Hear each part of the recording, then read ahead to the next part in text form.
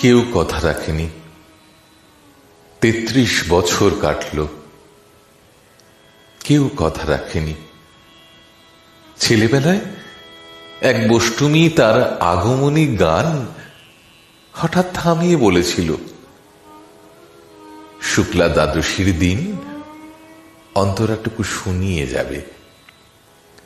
তারপর কত চন্দ্রভূক অমাবস্যা চলে গেল, কিন্তু সেই বষ্টমী আর এলো না। 25 বছর প্রতীক্ষায় আছি। মামাবাড়ির মাঝি নাদের আলী বলেছিল, বড় হ দাদা ঠাকুর, তোমাকে আমি 3 প্রহরের বিল দেখাতে নিয়ে যাব, যেখানে পদ্ম ফুলের মাথায় সাপ আর ভ্রমর খেলা করে।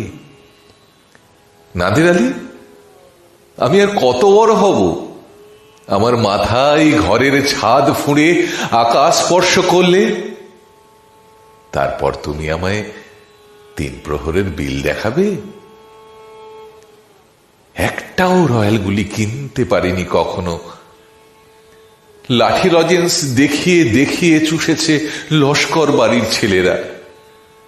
ভিখারির মতো চৌধুরীদের গেটে দাঁড়িয়ে দেখেছি ভিতরে রাস উৎসব। অবিরল রঙের ধারার মধ্যে সুবর্ণ কঙ্কন পরা ফর্সা রমণীরা কত রকম আমোদে হেসেছে। আমার দিকে তারা ফিরেও চায়নি। বাবা আমার কাঁধ ছুঁয়ে বলেছিলেন, দেখিস একদিন আমরাও। বাবা এখন অন্ধ, আমাদের দেখা হয়নি কিছুই। সেই রয়্যালগুলি, সেই লাঠি লজেন্স, সেই রাস উৎসব আমায় আর কেউ ফিরিয়ে দেবে না।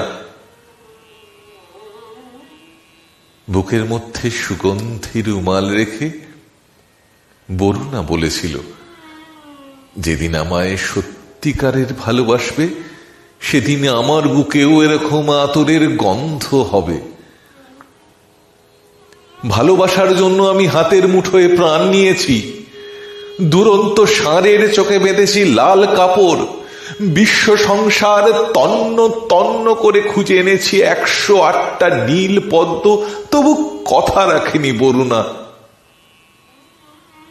এখনো তার বুকে শুধু মাংসেরই গন্ধ। এখনো সে যে কোনো নারী। কেউ কথা রাখেনি। 33 বছর কাটল, কেউ কথা রাখে না।